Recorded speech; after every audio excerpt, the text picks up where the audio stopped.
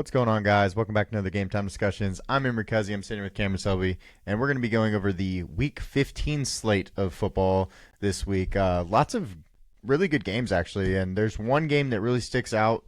It's going to be, the game that everybody wants to watch, game of the week, the Bills at the Lions.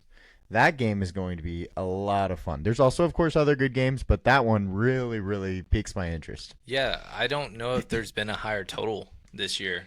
There might have been one in the mid 50s to rival it, but yeah, it is a full touchdown higher than the next highest total at 54.5 between the Bills and the Lions in a very close spread. So that one's going to have a lot of fireworks between two elite offenses.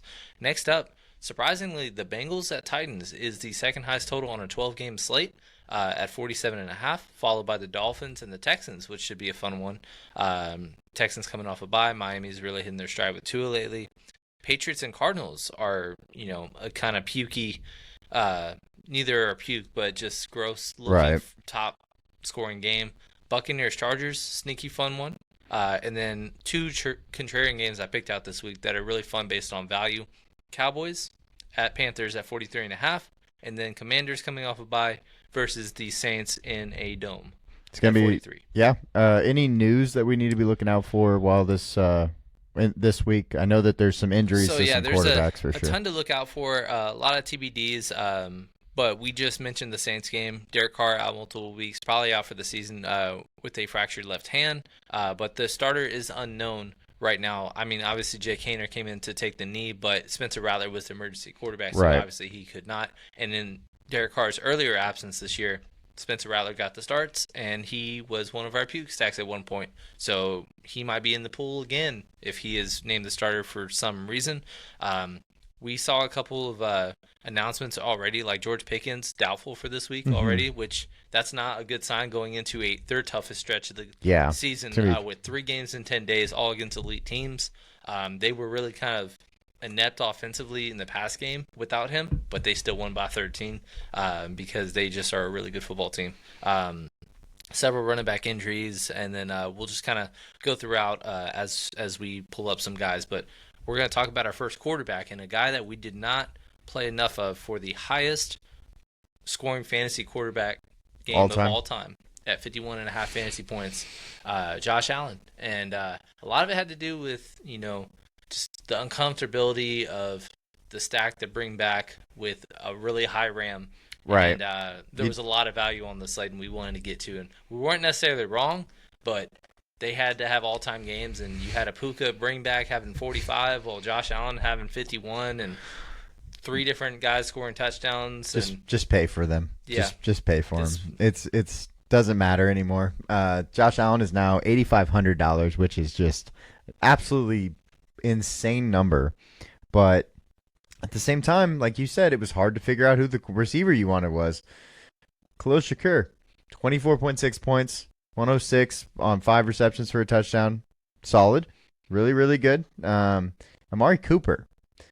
He had 14 targets. Yeah. So this was his biggest by far game, especially from a usage perspective since he became a Bill. He's also been dealing with a wrist injury as well, and then also playing from ahead so many times, obviously up 34-10, 31-10. Kansas City, Buffalo, they were ahead the whole game, and then 35-10 in the snow. So not a lot of opportunities for his upside, but he finally had a boom game. He just wasn't the one that scored the touchdown, but really returned value. 5,300, very considerable. Keon Coleman and Dalton Kincaid both were limited and ended up not playing. Still unknown if they do play, even if either one does. Hard to have confidence in investing in either one. We were obviously wrong on Dalton Kincaid this year, and then Keon Coleman we were right on. Right.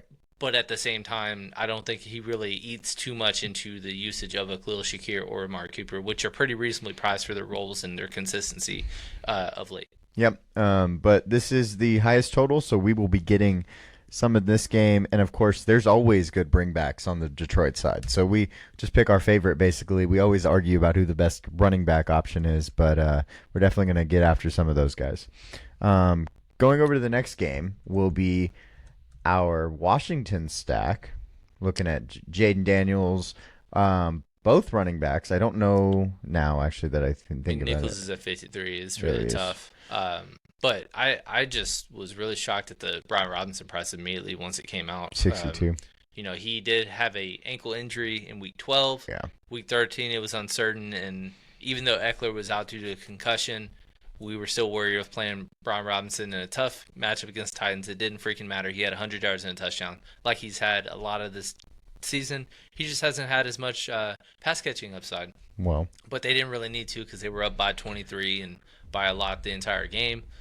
But he basically is going to have 70+% of the snaps and probably 80% of the opportunities, and all the goal line work is going to go to him. He is as safe as it can be as a running back, being at 6,200. This range was sorely missed last week. We had everybody down low, we had everybody up top, but nobody in the middle that we were really in love with. There's a lot of names this week, and it starts with Brian Robinson. Yeah, and then the main receiver, Terry McLaurin, he's a guy that's just, kind of hanging out, doing his thing, 27 points, 24 points. He does have some duds if you look back. Of course, this 2-point game was pretty bad. He's also, got But this. Other than that, he did have this game with 2 receptions or 2 touchdowns. That was cool. Yeah, I mean, he's had three different 2-touchdown games, and again in a 8-game sample size. Other than the one dud against Philly, which is the number 1 total defense, he has had a floor of 15 fantasy points. So the thing is, he's not really rivaled in terms of opportunities and targets, but they're so low volume that he's not getting consistent 12 targets a game or something like that. Even the Dallas game recently, where he had the potential game-tying touchdown, the extra point was missed. He was having a really dud game, and it was really disappointing us because we had a lot of ownership in him, and he has an 86-yard touchdown, and all of a sudden, his 4 for 19 doesn't seem as bad. Yeah. So, but yeah, he's very safe if you want to invest in that route. It depends on what you want to go, but it's a good game environment, and Washington will be one of the highest totals on the entire slate this week. Yep. And then Zach Ertz, I threw him in here. He's the only other pass catcher in my personal opinion. He did have 6 targets this last week. He does find a way to score a touchdown every week, it feels like. So Mostly last in 3. garbage time. Yeah, of course. It's fine. He had 7. He's had, though, 8, 7, and 8, and then 6 targets in the last few weeks. So those are really solid numbers. He is an option. If you do go with a stack of Jaden Daniels, you could double because Zach Ertz has been so consistent. But I don't know that you need to. I think it's more play Terry McLaurin.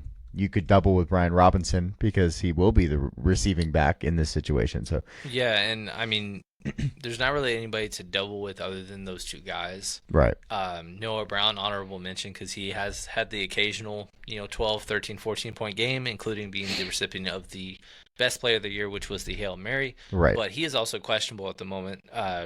Don't really have a disclosed injury because they were on bye, and he hasn't missed time, I believe, due to an injury. So something to keep an eye on. He's only 4,200. Nobody's going to play him if you wanted to go that route instead of a Zach Ertz. Fair enough. And then let's go over to our next stack.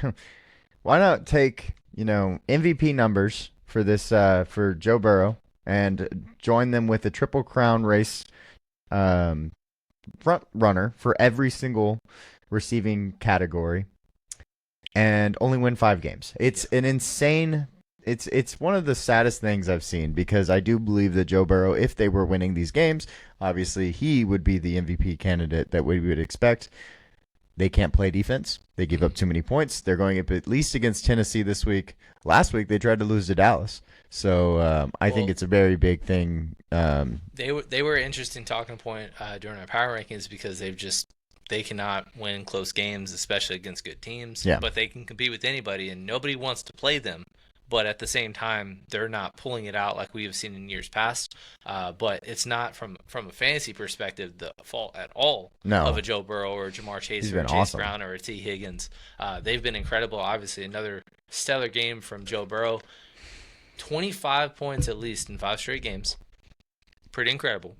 And some of the worst games he's had, he still had 5 touchdowns in those games. And, you want to blame him for 2 fumbles against Pittsburgh. One was a busted pass blocking coverage, and then one was a tipped interception. Yeah. So be it. I mean, he's been as flawless as a 5-8 quarterback can be. He's thrown the ball, 40 plus times in 3 games, 38 plus times in all 5 games. You should expect some interceptions in those games. Mm-hmm. Should expect some issues with the guy, standing back there holding the ball as long as he does. So I'm not going to fault him for 3 interceptions and 2 fumbles lost when he's got to rip it. Right. And he's been ripping it. Don't get me wrong. 300 yards in these last 4 games. I just think he's a guy that's pretty safe playing Tennessee. And it's not an elite matchup by any means, but I mean, Washington dropped 42 on him, and that was 4 total touchdowns by Jaden Daniels. Before that, they had a 3-touchdown total game from Justin Herbert. Detroit dropped 52 on him.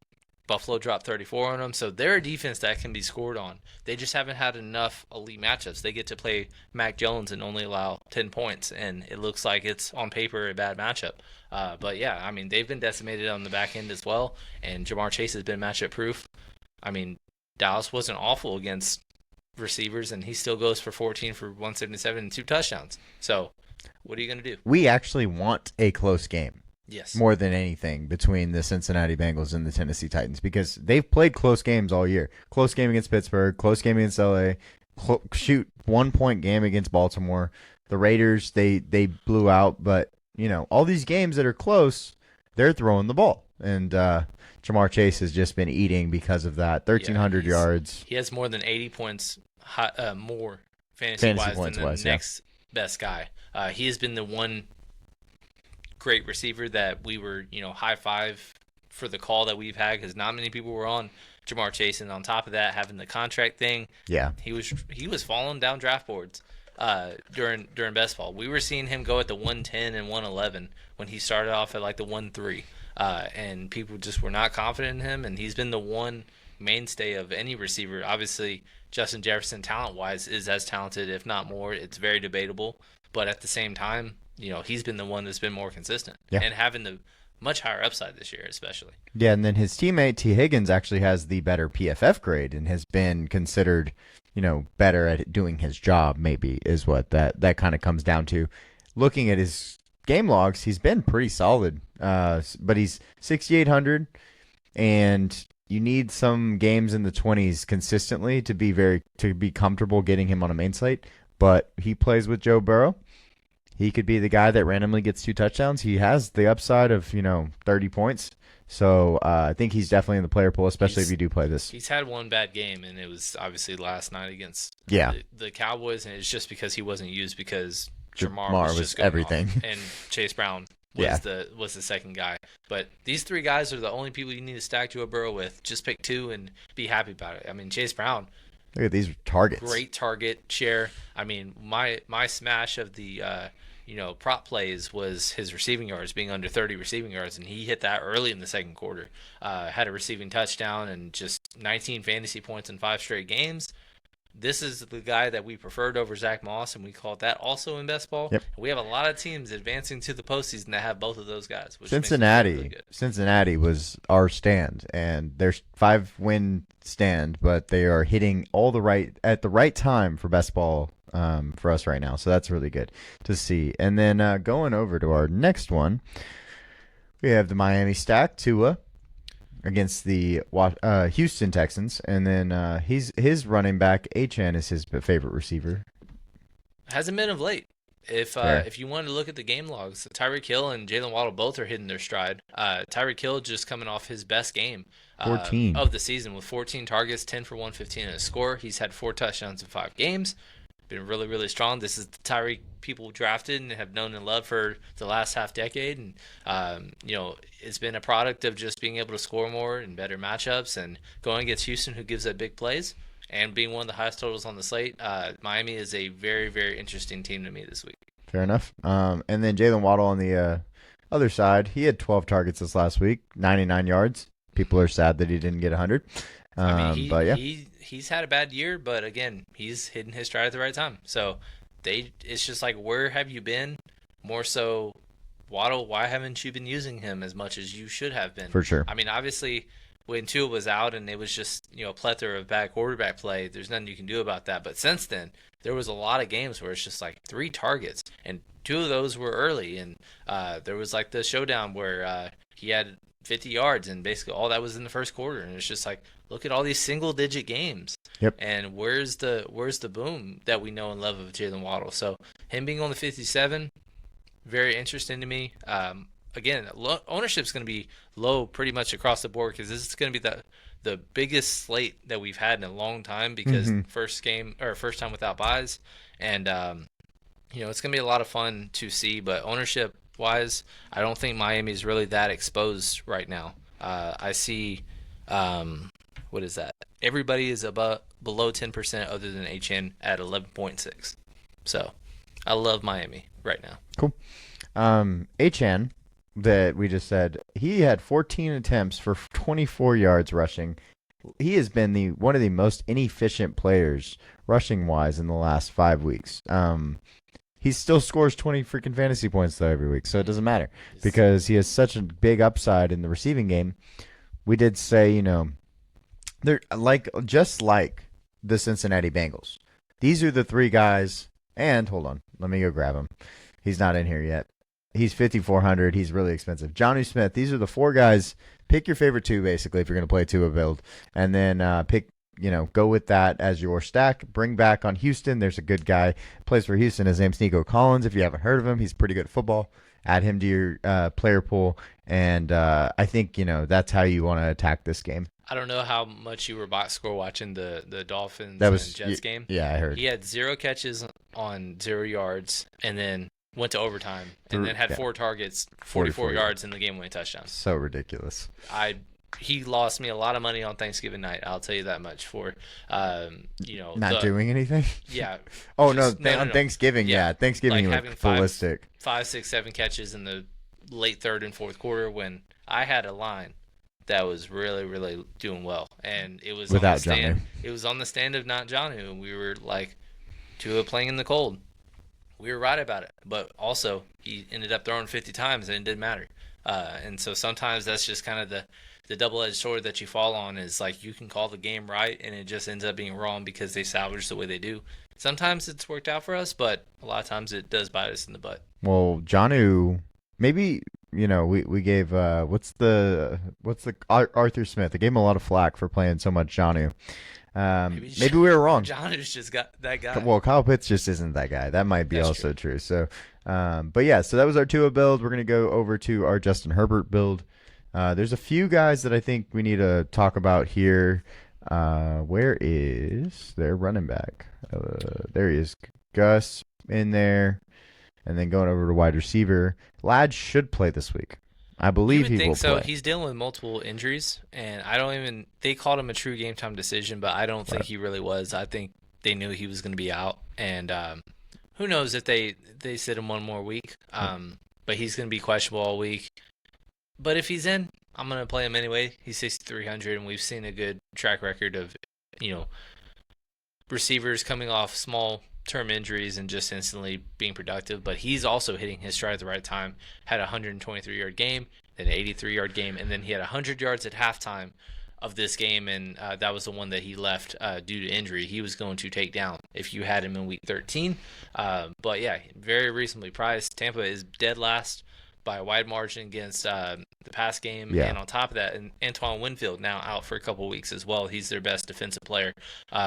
So, yeah, Chargers fire him up, and it makes you feel even better about Justin Herbert if Ladd is indeed in.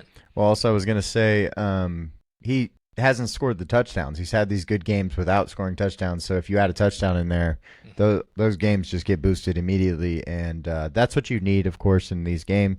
Last week he was going to score a touchdown. He was going to find a way to get in the end zone against Atlanta if he did not get injured. This is the fun thing I want to talk about, though. Okay. You clicked on the wrong running back. Okay. Kamani we will Vidal talk about Kamani. is the guy I want to talk about because he actually outsnapped Gus Edwards. Did he? 53% to 43%. God. And Kamani, Deserving. his stats don't pop off because, he had a very modest thing, but he had 10-plus carries. He also had 2 receptions that went for, big chunk plays, 8 and then I think around 15 yards that were called back due to penalty. So it's not going to jump off the screen, but they are at home. You're trending towards getting more opportunities because Gus has not been doing well not at good. all. He's just not a good running back. And it is what we is. were waiting for was the snap counts. That was his first game this year where he had more than 30% of snaps, and he went all the way up to 53%. And Hassan Haskins had one snap on offense. So 4,800, very reasonable, and he is one of my fun values that nobody's going to play that could possibly, have a very solid day. Fair enough. And then go ahead, yeah. And then also want to talk about Will Dissly. He is going to miss some time. Stone Smart comes right in, has 3 catches for 54 yards. Hayden Hurst is also on IR. So him being 2,600, we got a minimum price essentially tied in to play if we need to spend up for a lot of these fun, expensive options. Yeah, he's one of my favorite guys on the tight end slate for sure. All right, so we can talk about Quentin Johnston, Josh Palmer. They're in the player pool. If you do a Justin Herbert stack, they can be a second. Yeah, we had a debate on our live stream of when we were anticipating Ladd being out, who was going to be our last guy in, and Quentin scored the touchdown. He ended up having more fantasy points, but Josh Palmer was the one with the yardage and the usage. From a snap share perspective, Palmer went up to 87%, and Quinn was at 80, and that was pretty much the only two. Everybody else was splitting behind them. But Palmer having the 9 targets was a welcome in sight. We've been waiting for the boom game, and it has not happened yet. Quinn has had the touchdowns. He just hasn't had the efficiency. Right. And he's been very bad with drops. So he's the more boom bust one. Palmer would be my preference if Ladd McConkey is indeed out one more week. Yeah, he's $400 cheaper too. Also makes me feel a little bit better. Mm-hmm. And then going over to our puke stacks, we're going to start off the puke with a guy that you wouldn't expect to be down here at the beginning of the year probably, with Aaron Rodgers, $5,400. His running back is Breece Hall, and he's probably the cheapest we've seen him in a long, long time. But he just hasn't had the games. Receiver-wise, Devontae's been the guy, and he's really hurting the Garrett Wilson. Well, I first and foremost don't expect Breece Hall to play this week. Fair. And they say that it's not season-ending, but you don't say those kinds of comments if you expect him to be back the following week. Right. And on top of that, dropping another game, going to, what is this now, 3-10? Mm-hmm. You're fighting for draft picks at this point, so why even do any kind of risking when Braylon Allen was serviceable in his absence, but then also Isaiah Davis was vulturing touchdowns. They both basically split snaps, if I remember correctly. But really what was the welcoming thing was Devontae Adams and Garrett Wilson both had just a ton of targets. Yeah. Devontae, I believe he ended up with 11. He had 9 for 109 and a score, his second straight game with a touchdown, and then Garrett Wilson had his second straight game with double-digit targets. He just didn't hit his 100-yard bonus the week before. The following week he did. So both of them reasonably priced, $5,400 quarterback, and then Jags are a very bad defense. It should be, of all the cold fronts we're going to see this week, I think obviously Jacksonville would be an environment that's going to be least affected by that. So being able to double that and being a clear-cut thing, I don't think a ton of people are going to be on the Jets this week. Yeah, I think that's a good thought. I was grabbing the Jets snap counts to talk about the running backs, 53 and 54%.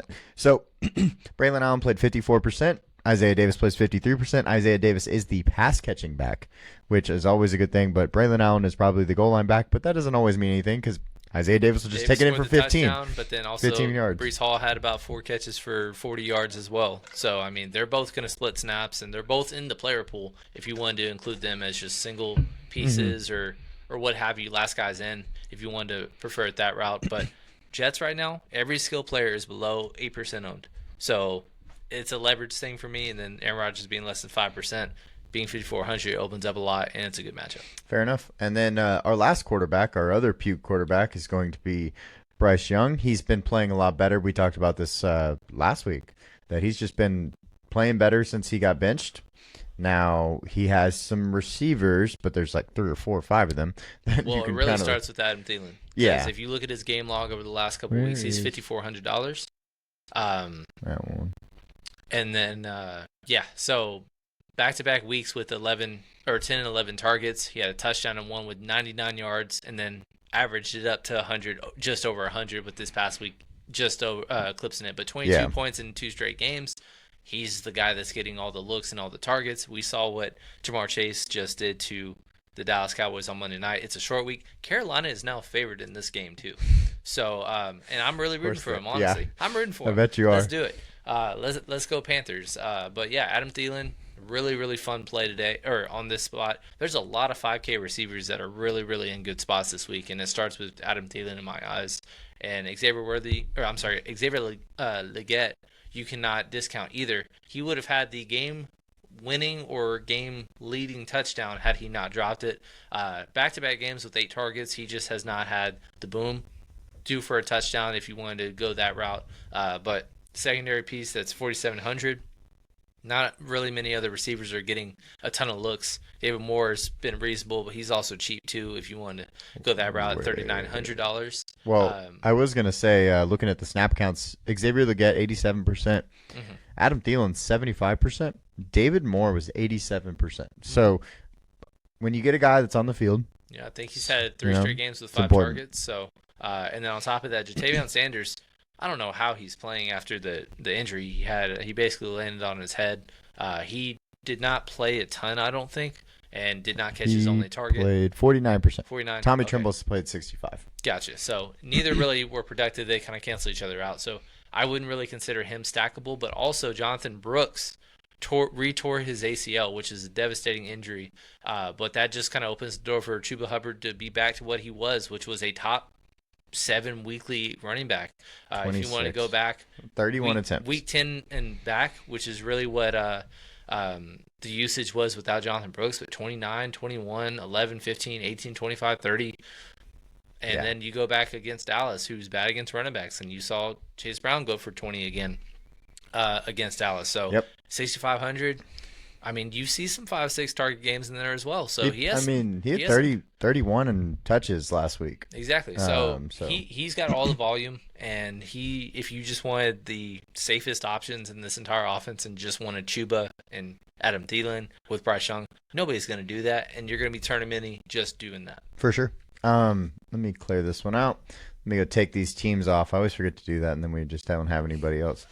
Let's talk about some running backs, though. I know that, up top there's some good ones, but we also have some value plays this week. So starting up top, we're gonna skip a Saquon Barkley because it's a tough matchup against Pittsburgh, and they've been really, really good against running backs. But Derrick Henry, what is it? A 15-point favorite on the road is by far the highest spread this year, and great matchup. New York Giants have been bad against running backs. Also, Dexter Lawrence out for the year, so missing a ton up front. But, yeah, he's just been as safe as they come. 2 straight games without a touchdown, though. So, obviously, if you wanted a touchdown bet, that's probably a really safe bet in my eyes this week. The only thing is just hoping that the Giants play close enough to where he stays on, doesn't get sniped of a 100-yard threshold or maybe a second touchdown. But all the upsides there. I think the only risk is just can it get too much out of hand to where he just doesn't play enough to return value. Yep, absolutely. His line is 96.5. Yep. So it kind of tells you where the 100-yard bonus isn't that much farther up there. Mm-hmm. So the next guy is Joe Mixon against Miami. If you play the Miami stack, he's a good guy to have a bring back on. He's been really good, 23.3. The only other guy that's above him is Saquon Barkley on the year. He's just keeps it chugging. 100 yards last week, touchdown, 4 receptions, 24 points. He's just been really good for this team. So yeah, and again, I love this game. I'm going to target it. He is the first 5-box running back on the board, and obviously coming off a bye really helps as well. You just know he's going to have 25 to 30 touch upside, and if it's a close game, that's just going to really adhere to him. Yep, and then Jahmyr Gibbs, we talked about the Buffalo-Detroit game. You're going to get one of these guys. If you go David Montgomery or if you go Jahmyr Gibbs, you got to get one of them. Yeah, I mean, you saw the 2-touchdown game that Kyron Williams just had against them. They were actually, made him inefficient. But guess what? Jahmyr Gibbs is not the guy that you have really inefficient. I say that with him just averaging 3 yards a carry against Green Bay. But he also finally had some targets, right, which is what we've been wanting to see from him. But he is another one that's just as safe as they come. But because of David Montgomery playing so well as well, we haven't seen the 30-point games this year from him. So both of them in the pool, once again, can you pick the right one? Or are they both in the pool? Or should you pick Amon-Ra? Is that the guy this week? Amon-Ra now is, we'll talk about him in a little bit, but get some exposure to that. Yeah, game. play That's all I can Detroit, say. play Josh Allen. Of course, we'll build a line with those guys. Next guy, we talked about Chase Brown. Here he is again, 24. Above 20 points almost in every game since he became the true starter. Get Chase Brown in your line. He's one of probably the safest running backs on the slate. It's not a great matchup, but he's gonna have 90% of the snaps and just have 25 opportunities, and a lot of that's gonna be pass catching upside. So he is a DraftKings perfect example of a running back. He's basically what Alvin Kamara was in his prime. Yeah. And Alvin Kamara has still had those games this year, but he's also having the touchdowns as well, which is what you love to see as a running back. Right. And then James Conner against New England. He is a $5 running back this week. That's why he's on this list. He is, just solid. He does everything for this team. And they're not going to play Trey Benson, I guess. So that's kind of where that is. And James Conner will get 80% of the snaps. So. Yeah, I mean, New England's been playing better, so it's not like there's anybody that's really kind of going off against them from a running back perspective. But again, like you said, $5 running back with 20 touch upside. He's had 4 targets in 4 straight games. He always has receiving upside as a running back.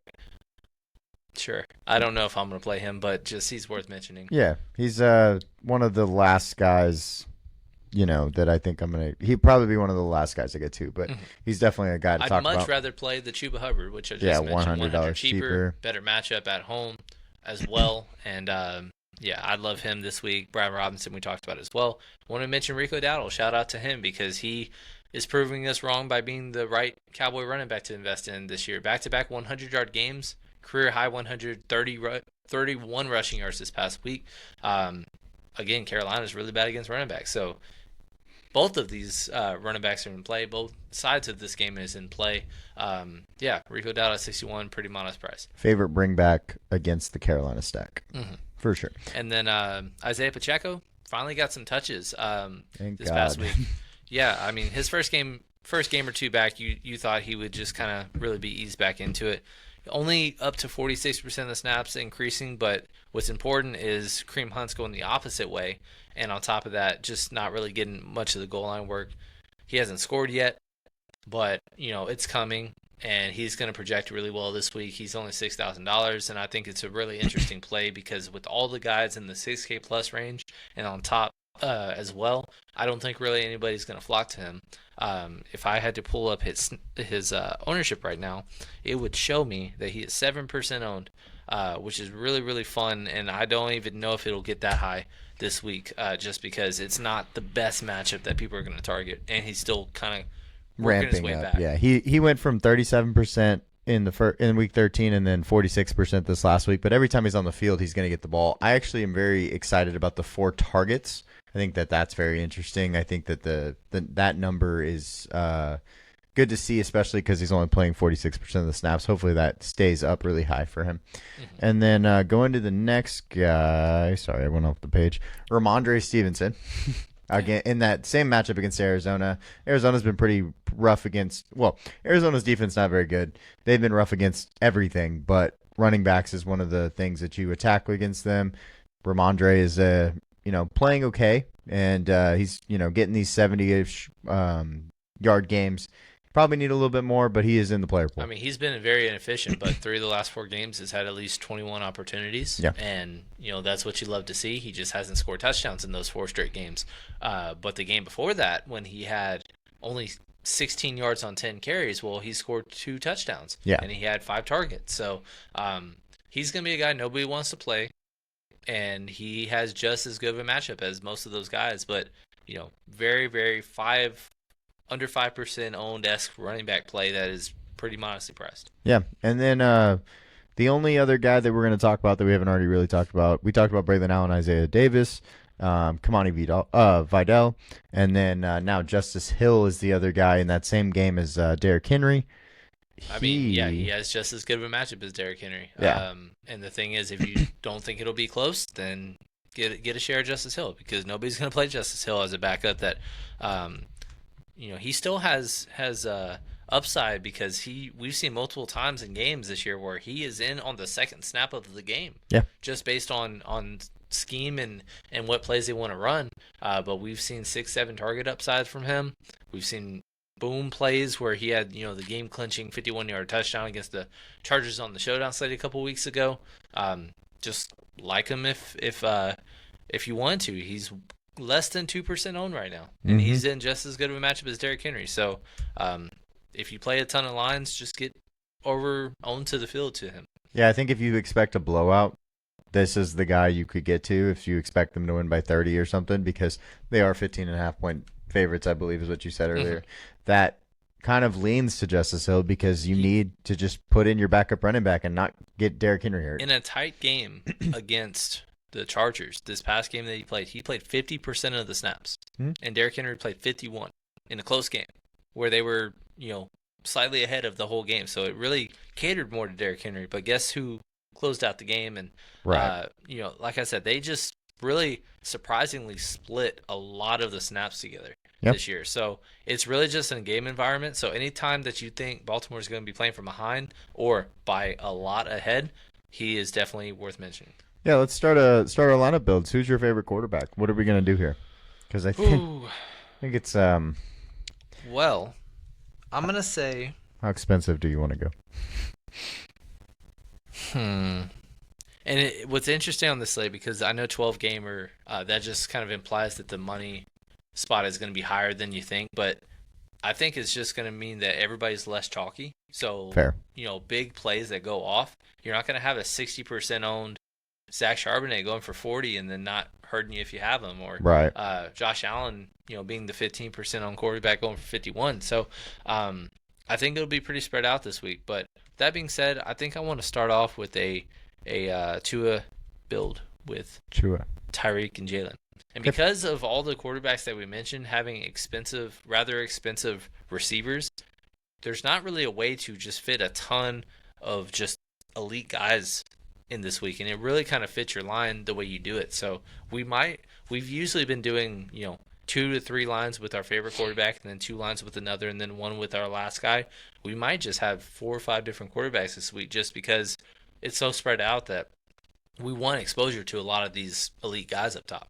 Right. Who's your bring back? Well, that's what I was going to ask you. I mean, pretty much a similar thing. Nico Collins being 8,100, Joe Mixon being 78. Both kind of similar prices. It's really tough to get to. Do you have one in mind, or do you want to go really, really cheap? I mean, Nico's my preferred, funny enough. I think that's probably not the consensus. I mean, what is RotoWire saying on that? Houston right now, Joe Mixon is the most popular. That's what I thought. Makes sense. By about 5%, and then after that, it's really kind of cheap. I will say Dalton Schultz. I called him out being, having his first game this past week. He caught his first touchdown this week. He is projecting really well because his price didn't change. He's 9 fantasy points projected, only 3,300. Pretty cheap, yeah. And I don't think there's a ton of cheap tight ends other than, we mentioned Stone Smart. Yeah, he'll be a guy that I think will play a good amount of. What defense do you want to get to so we can just throw it in? So my first defense that really stood out to me was the Philadelphia Eagles against the Steelers. Yeah, I agree. I think that game is lower scoring than people expected. On top of that, because of how anemic the pass game looked for Pittsburgh without George Pickens. Yes, we can say the entire sentence together. But yeah, I just think this is like a 20-10 kind of game, and anytime that I projected offense to score less than 13, I love that defense. I don't know why they're only 3,100 at home. Okay, well, let's talk about some other positions because we have $4,900, so you're going to need to get cheap, which is fine. We can go to Stone Smart and $2,600. Yeah, let's do Stone Smart at 26. And then we'll go to wherever you want to go at running back. Running back wise, I want to do. Let's see. I'm going to play a cheaper stack, I think, than you are, so that's good. Okay, maybe, that's fine. Maybe. And we cannot leave this episode without doing a Buffalo stack with how well Josh Allen just did. So those will be our 3 then. Exactly. I'm going to say Chuba Hubbard. Okay. He's just going to project really well. Great matchup, great spot. Okay. Do you want a Dallas player? Would be Rico. If you want him, that's probably the guy that we can afford with this line. And then we got 4,400 for last guy in. 44. Sam Laporta is projecting really well.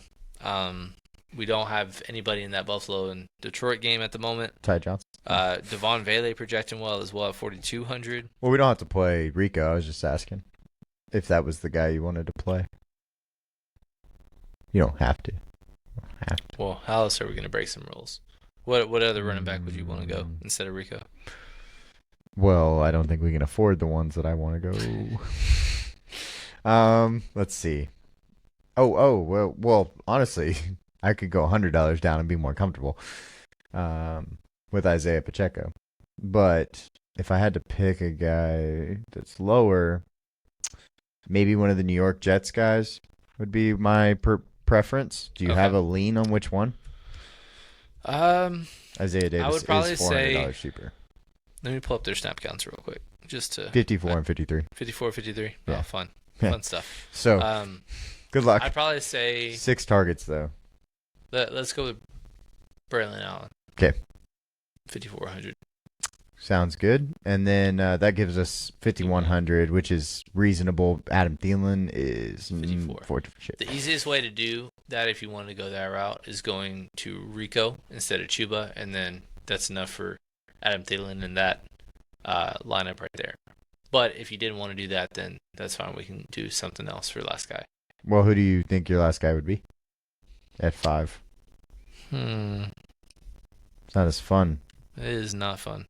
We could also just not play Nico. Okay. What if we did Dalton instead? Okay, let's try it. Instead of Stone. 33. Probably prefer other receiver options as well. Yep. Up top. Let's not put Braylon in. Okay. So wide receiver wise, who do you want? You have your pick. Well, or running back wise, I guess. Who do you want that's high priced? Because I know there's a guy that I was thinking about. Let's put in Chase Brown. Okay, that's the guy I was thinking about. Nice. So $7,200 Chase Brown makes a lot of sense. You have no Detroit Buffalo game still, so you got to find a way to get that. Cooper. Perfect. That's what I was about to say. And that leaves you $5,400, and that's actually back to Braylon if you wanted to do that. Sure. Or Adam Thielen. Adam Thielen. But then you have 2 Carolina players. Okay, fine. Braylon now. Okay. All right. Enough of this first look for Miami. Yeah, they're tough. Yeah. But that's okay. I actually think this line makes a lot of sense. I can write the story, right? So Miami-Houston game's good. You want to get this Buffalo game in there, and then a standalone Jet. Actually, you have 4 standalones now I look at it. But 12-gamer, you can bunch of guys that are pretty solid. You're not going to be able to organically just make 3 decisions and just be completely fine with it this week, because there's not really a ton of, like, remember what I said a couple weeks ago, how they just kind of forced a bunch of prices down? Yeah. Well, they didn't do that this week on the biggest slate in months. Making it harder. So, they're making it harder, but that's fun because the highest projected owned guy right now out of anybody is 18%, and I can live with that. Because Chase Brown being 20 to 25, I can live with that chalk. I think, I'll be honest, this makes us hopefully good at our job right here. Being able to sort through slates like this. Right. The guy I'm going to pick is going to be a little bit cheaper. It's going to be $5,400 Aaron Rodgers. Let's do it. And I'll be honest, I don't think I'm going to play a bringback. I'm completely fine with that. But I am going to play a double, and I'm going to pick both the expensive guys. Okay. So we're going to have Devontae and Garrett, and we're going to attack it. And especially if, hypothetically, Brees is out, obviously both running backs, I think, will be just as high owned as the other two. So Aaron Rodgers doing the double, again, right now, really low owned. So, I want to force Eagles defense in a lot of lines this week. And put them in. Never works out for me. Hey, but it's okay. It's going to work out this time. We're going to pick Stone smart because he makes my life a lot easier. Okay. That will be my one decision together right there. All right. So we're going to see if we can do some other things. If you had to pick a single Detroit guy, who is it? Single Detroit guy? Just one. And I don't even know what the values are. I would probably say, I'm going to say Amon-Ra. Okay. Then we'll put Amon-Ra in. He's the cheapest he's been on any main slate this year at $7,600. So I know exactly what I'm doing. Okay. So you're going to put in a Buffalo receiver as the bring back. I'm gonna put in Mari. Okay. I got 6,300 for 2 players. Oh, I no, you who's know the exact thumbnail? what? Okay. So Um, you're gonna go right to Well, I was gonna play Chuba Hubbard okay. because I think you're thinking 7,200 plus 5,400 Braylon, right? He will be one of our thumbnails. I will put Chase Brown as one of Okay. our thumbnails. That's Don't fine. you worry about it. The other way to do this though is go Chuba Hubbard And Rico and get that stack. organic. So I made three decisions. Well, you were able to make 3 decisions. Fun. Just say. All right. Let's go get Josh Allen. Okay. Let's go make a Josh Allen line. I like that line. I already deleted it. Y'all can see it if y'all go back, but that was a lot of I already fun. got it memorized. It's all good. Yeah. All right. Well, if we played Mario without Josh, we're definitely playing Mario with him. He's just so cheap. Yeah, 5,300. You know who's also cheap that now I don't want to play anymore is Marvin Harrison at 5,500. Why is he 55? I don't know, but I just can't. They're do it playing anymore. New England. They just don't want to throw him the ball for him or Trey McBride. They don't want to throw him the ball in the end zone and Marvin at all. I just don't understand it. I hate watching them play football. So double stack. Yes. Who? You have a well. We have to play the if then. Dalton Kincaid is out. And Keon. I would expect Keon to play. Okay. Well then, let's just do the safe one with Khalil. Okay. And Amari. Okay. And then Detroit player. Do you have a lean here because you would be taking all your wide receiver spots? Well, there's still one more for another wide receiver if we want to go that route. Just throw that, man. Go ahead. Let's do Gibbs just to have the flexibility, and if we want to change our mind later, we can. Okay. Tight end. We have no money. You're gonna have to pay down, I think, here. Okay. Well, if we're doing that, the highest value on the entire slate right now is Dalton Schultz. I'm just saying. And then We'll play him. Stone Smart is not far behind him. Let's do Stone Smart. I like Stone Smart. Okay. I like Stone Smart. I wish I would have played more of him on that. I got Tanner Fisk wrong, basically. It was Stone Smart or Tanner Fisk, and I was wrong. Well, we also didn't expect Will Dissly to get knocked out of the game. But we did talk about both of them. Yes. So we did. close. 5,600 is actually pretty solid. Okay. So where do you want to go? All right. Well, like I mentioned, we have to do a line with Adam Thielen. He's just playing way too good to not have him in lines. Yeah, he's playing Dallas. Mm-hmm. Is that a thing you want to mess with? Sure. Well, no. We don't have to force a bring back. Oh, okay. That's what I was wondering. No. Okay. Yeah, I want to play a decent amount of Carolina this week, but I don't want to have to force Dallas. Yeah. I should have actually put in my line and just picked and put Isaiah Put Pacheco. in Brian Robinson because we can't do a first look without Brian Robinson at 6,200. Well, now you're 100 over. For what? Braylon. No, I don't need Braylon in this last look. Okay. Are you kidding me? Who is it? I don't know. You You know what? I have a question. Do you want to pretend? Never mind. Yes. Do you want to pretend that Lad McConkey is in or out?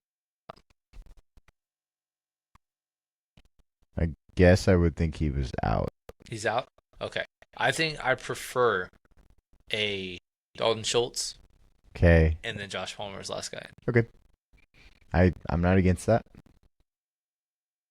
Dalton Schultz. But one more thing I do want to mention. I actually think my favorite Dallas player to stack is Jake Ferguson. That's fine. I get it. Because he is still under 4,000, and Yeah. he is the best ranked matchup against tight ends, and he's only 3,800, I believe. So, but this fits really nicely. Yeah.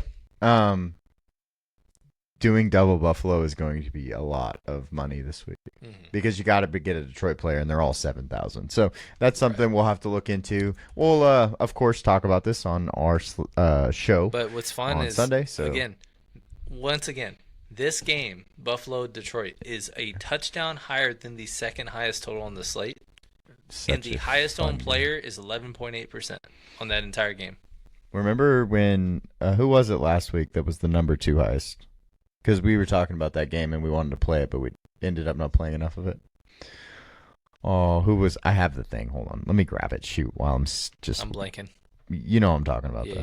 Yeah. It was Bills Rams. Okay. That was the highest game last week. We didn't play any of it. I feel like we didn't get No. enough of it at all, and that game bit us in the butt. So we're gonna play the highest total game this week, Yeah, and can't we're make not that gonna mistake twice. ask any questions. A whole touchdown better. Get some Josh Allen. Get these Detroit players. I mean, shoot, you don't know who's gonna do it, but somebody is going to break the slate. So figure out who it is, and that's partly if our this game job. is going to be projected to be 28-26 or whatever it is. I think that's exactly right, actually, based on the total. Yeah, if it's going to be a 7-touchdown game between the two teams that are two of the best offenses in football that have multiple 40-point games on their resume and even 50-point games as well, you got to play them. Yep. You just do. And then on top of that, the ownership. Like, there's not a single player on Buffalo, skill player-wise, that is above 10% owned. Yeah. And they're just craziness. Let me stop sharing. That's going to be the end of the show for us. We appreciate y'all hanging out with us, of course, every time. Please hit that like button, subscribe if you're not subscribed. We do this, of course, for fun, but we also want a community as much as possible. We want questions too. Get in that comment section, ask us some questions, tell us who y'all think is the best options. We had some really good questions on our live stream this last week about the Raiders Tampa Bay game. Unfortunately, Aiden O'Connell got injured during that game, so he had a rushing touchdown though. Yeah, so that guy was on pace to be correct. Yeah, but we appreciate y'all hanging out with us. There are some things we have to announce.